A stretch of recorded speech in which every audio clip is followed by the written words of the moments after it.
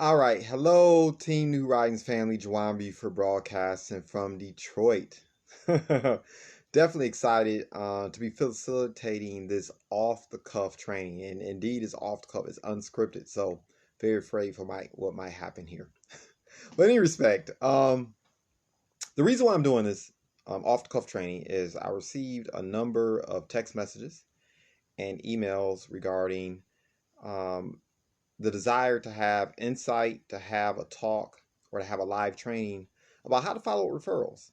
And there are such a plethora of trainings out there and videos, et cetera, about how to effectively follow referrals. But I want to do this live training because, of course, I always like to do things live and in person because oftentimes when there's a script, there's assumptions that are made, right? And sometimes the information is being presented might be a year old, 2, 3, 5 years old. So I wanted to do something in real time, right? And what you're basically about to hear is number one, the thought process that goes into following up referrals, but also I'm going to give you some specific diction or vernacular, if you will, that you can utilize when someone has referred business to you. And look, I love doing trainings like this because if the requests are being made, that means you're receiving referrals. That means you're practicing R3, right? And there are three types of referrals we ask for. Whether someone's looked at an exposure video, whether someone's had the opportunity to hear a presentation, whether it's 2-on-1 or whether it's one of our group Zoom calls, our B2B Zoom call. There are three types of referrals we should always be thinking about. It should be top of mind, right? So I'm giving you a little bit of mindset first. So first and foremost, when we talk about R3, there are three types of referrals we are taking aim at. The first being is, who do you know that is a family member, a friend? Who's someone that you want to help? Who's another business owner or entrepreneur that you know could have benefited from the same information that was shared with you, right? That's the thinking. And that's some of the language that I would use when I'm asking for referrals, right? And of course, as a result of the presentation, or even before you ask for the referrals, you're getting confirmation the person sees value in the information that was shared, right? So you're going to ask questions like, what did you like best?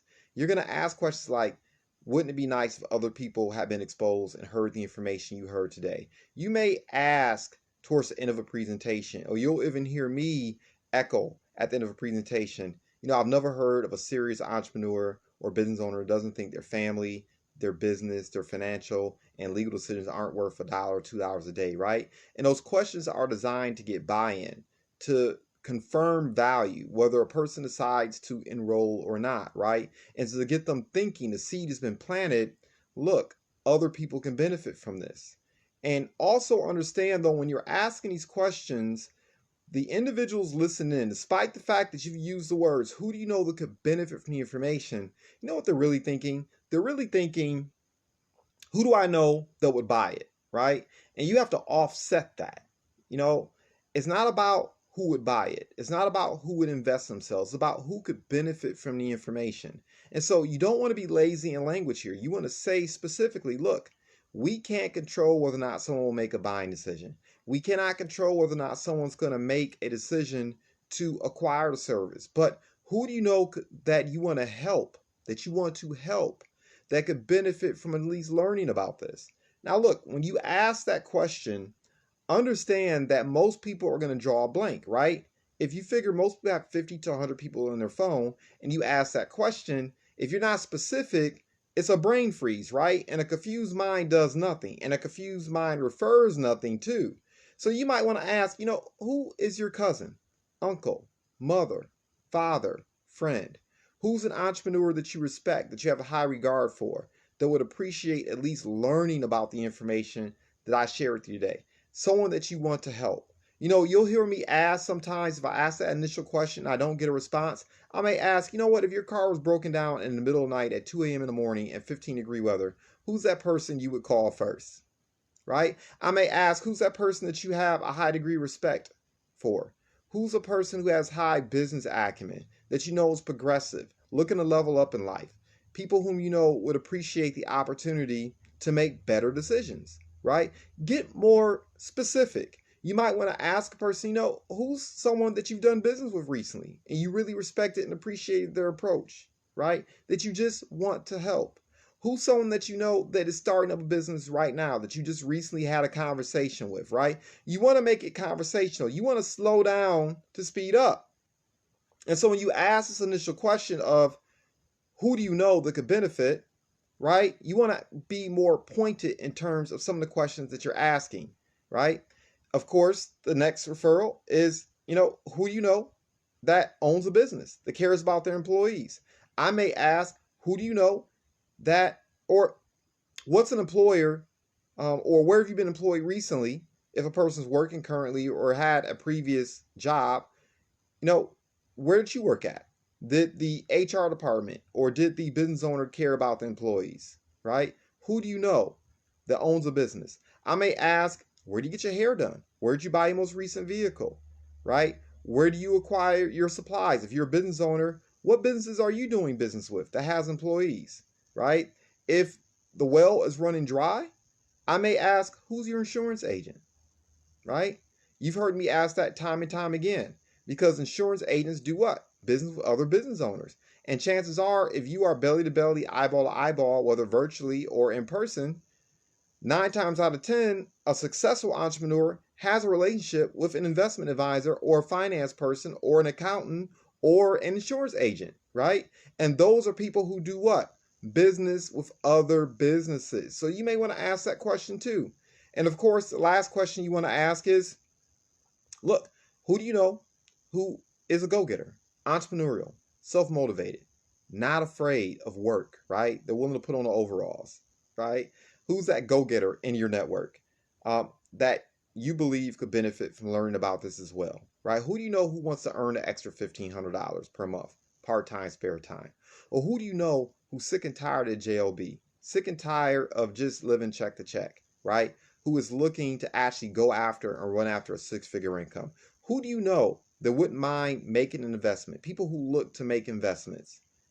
And who do you know who would be looking to make an investment of $99 to build an asset that 5 years now could pump out anywhere from 60 to 100K per year? Who do you know who would be interested in making that type of investment? Right? You want to get a little bit more specific when you're asking for referrals. All right. So I know the purpose of this wasn't to talk about R3, but you always got to talk about R3, right? Spaced repetition is the mother of all learning. So we're going to repeat this over and over again because you don't know it until you can train on it, right? Until it's part of your DNA. All right. So you receive these referrals.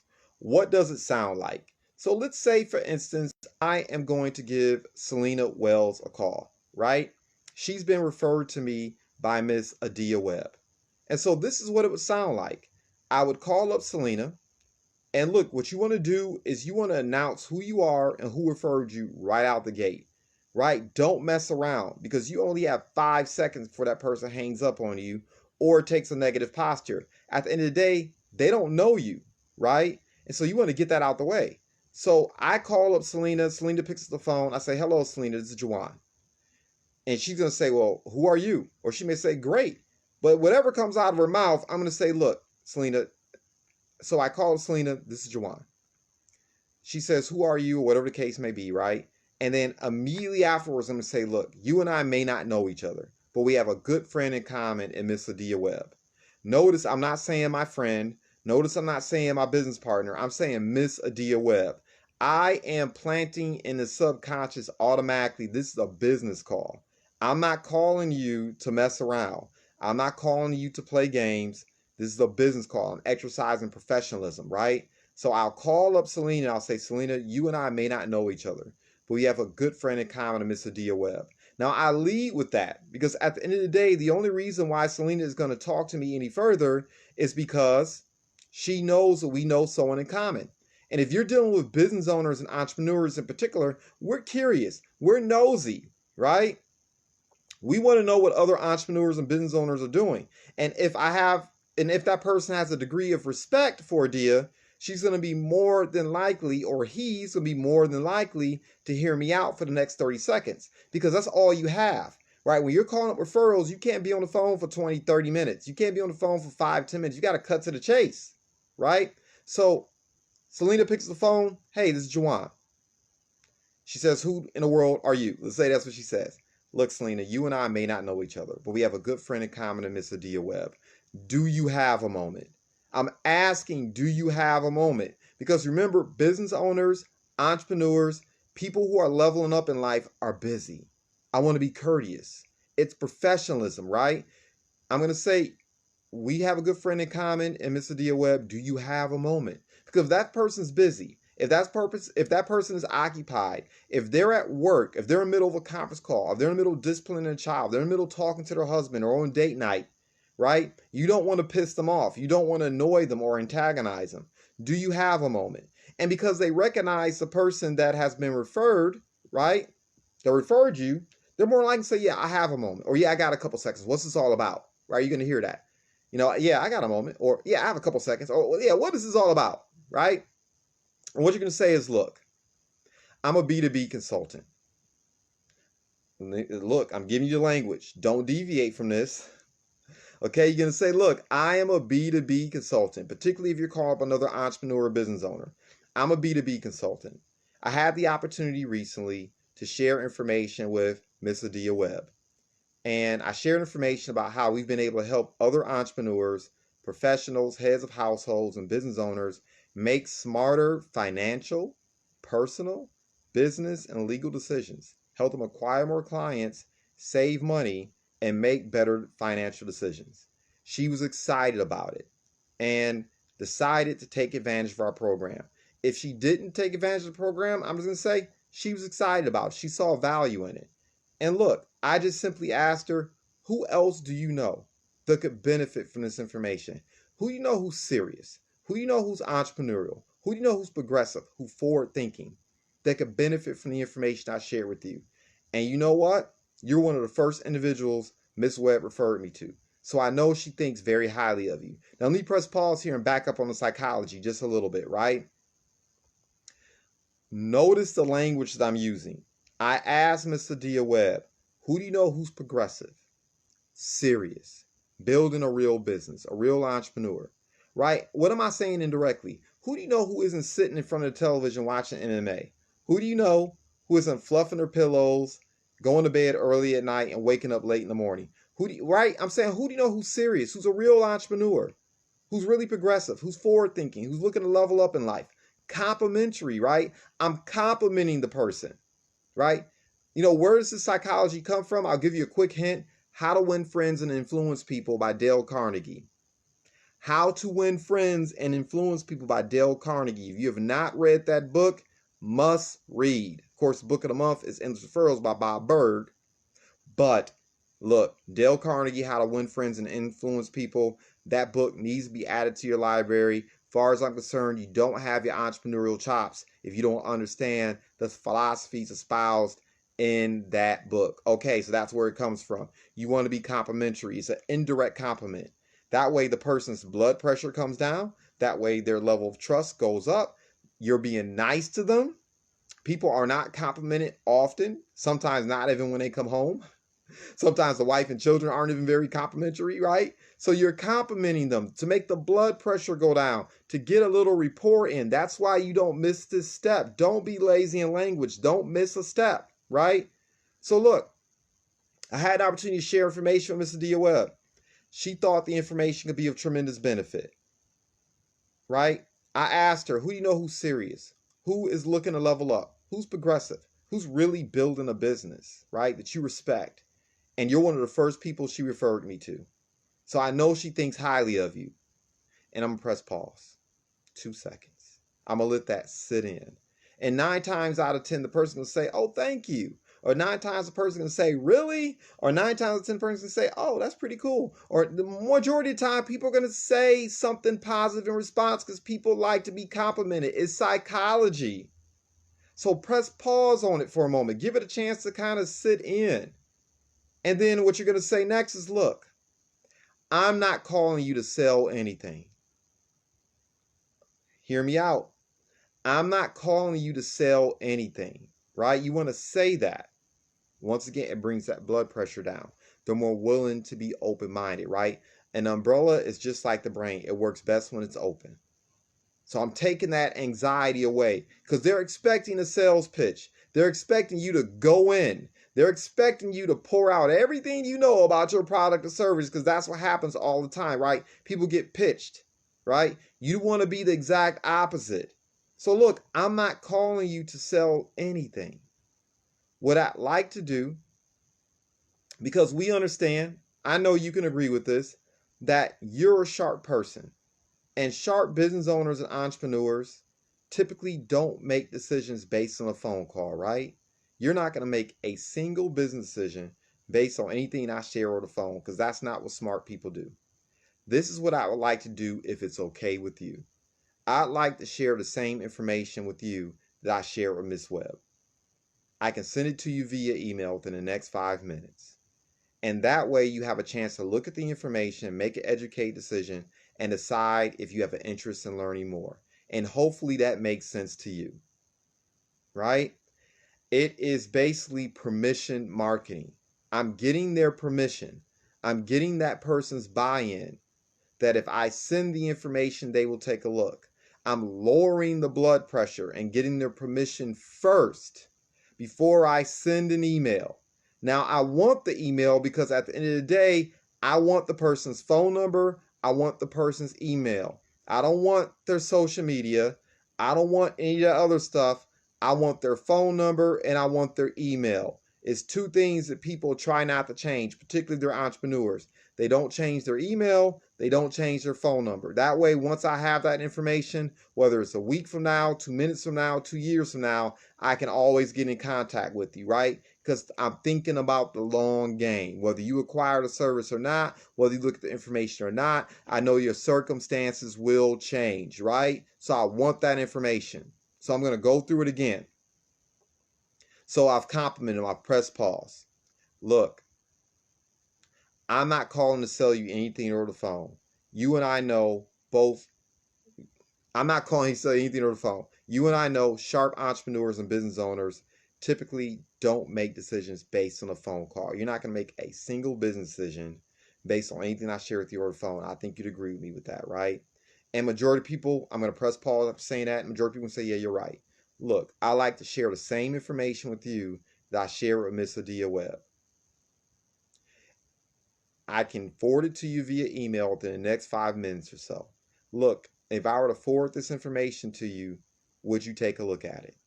Right? Would you take a look at it? So I'm going to forward this information to you within the next 5 minutes or so. Hopefully that makes sense. Sometimes I'll say that. They'll say yeah, right? Because I want multiple yeses during the interaction. The more I get that head nodding, whether I can see the head nod or not, every time I get them to be in agreement with me, that's a yes. And if you can get 5, 6 yeses out of a person in a 30-second minute period of time, chances are they are going to be more willing to follow through and develop more rapport with you, right? So if I were to forward the information, so I'm going to send this information to you via email, and that way you have a chance to take a look at it in your free time, and hopefully that makes sense to you. They're going to say, yeah, that makes sense to me. Here's my email. Great. If I were to forward this information to you within the next 5 minutes or so, how soon do you think you get around taking a look at it? When do you think you get around taking a look at it? Right? It's going back to the exposure process. You don't want to share information and don't set an appointment to follow up. You don't want to get caught up in the land of maybe, because if you're caught up in the land of maybe I'll look at it tonight, maybe I won't. Maybe I'll look at it tomorrow, maybe I won't. Maybe I'll look at it 5 years from now, maybe I won't, right? I'm going to get that follow-up. If I were to forward this information to you, how soon would you take a look? It's also posture, right? I'm not trying to come off desperate. I'm not trying to come off needy. Yeah, I want to be urgent. I want to be professional. I want to be like unabashed about my game, right? About my business. I want to be serious, but I don't want to come off needy. So if I were to forward the information to the next 5 minutes, how soon would you take a look at it? Right?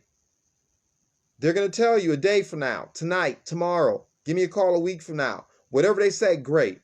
If they say tomorrow, great. If I were to follow you tomorrow, should I follow you in the morning or afternoon? 2 days from now, great. Today is what? Friday? So if I followed you Sunday or if I followed you Monday, would you prefer morning or afternoon? I'm setting the appointment, right? A week from now, great. If I were to follow you Friday, would you prefer that I give you a call in the morning or afternoon? They're going to say morning or they're going to say afternoon, majority of the time. Morning, 8, 9, or 10. Afternoon, 1, 3, or 5. Evening, 5, 6, or 7. What would work best for you? Right? set the appointment to follow up and put it in your appointment book. Put it in your Google Calendar. Put it in your phone. However you have to do it. You follow up at the time that they said or at the time that you all agreed to on the day you agreed to, right? Because 9 times out of 10, because they know it's on the books, they know you're going to follow up on that time. The majority of the time, they're going to take a look at that time. And they're probably going to look at it 15, 20 minutes before you call them because they don't want to be looked at as a person who doesn't keep their word. I'll just be nice and polite tonight. Okay. So most people want to keep their word. Most people don't want to look like they don't have integrity. Most people, when they commit something, they want to commit. And if they don't want to commit, they just sort themselves out. You probably don't want to be doing business with them anyway. I'm just being real. Put them in your prospect by Legal Shield. Put them in your contact manager. Drip on them. And that's a second training for another time. But this is what the exposure process sounds like, right? This is what the follow-up with a referral sounds like. Hey, Celine, this is Juwan. You and I may not know each other, but we have a good friend in common by the name of Mr. Diaweb. Press pause. Look, I'm not calling to sell you anything. You and I both know that smart people, smart, sharp entrepreneurs, business owners typically don't make decisions based on a phone call. Let's be real. You're not going to make a single decision based on anything I share with you over the phone right now. They're going to agree. Okay, great. If I were to forward some information to you via email within the next 5 minutes or so, would you take a look? Because I want to give you an opportunity to make an educated decision, decide if you have an interest in learning more. And if you do, I'm more than willing to avail myself to you. I'm more than willing to make myself available to you, right? And hopefully that makes sense. You're going to say, yeah. You're going to get their email. If I were to forward the information to you within the next 5 minutes, I'm going to send it to you now. That way it's right at your fingertips, so you don't have to go looking for it. I want you to be able to find it right away. How soon would you get around to taking a look at it? Morning or afternoon? They're going to tell you morning or afternoon. They're going to tell you the day. You're going to follow up at that time. And then you continue the exposure process as you've been trained. And if you don't know the exposure process, go to the 8-step exposure training process that's been emailed to you on the Facebook group or on the blog, teamnewhorizonsblog.com. So hopefully this serves you well. And you already know I'm wrapping up, looking at the clock on the other side of the room because I literally have a Zoom call I'm about to jump into right now. But I wanted to get it in. This request was made so many times that I wanted to make sure that I addressed this request. Look, keep crushing it. So proud and excited for everyone. I celebrate success in advance. Goodbye for now.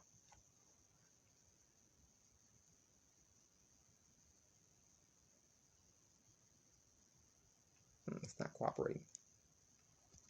I need you to finish.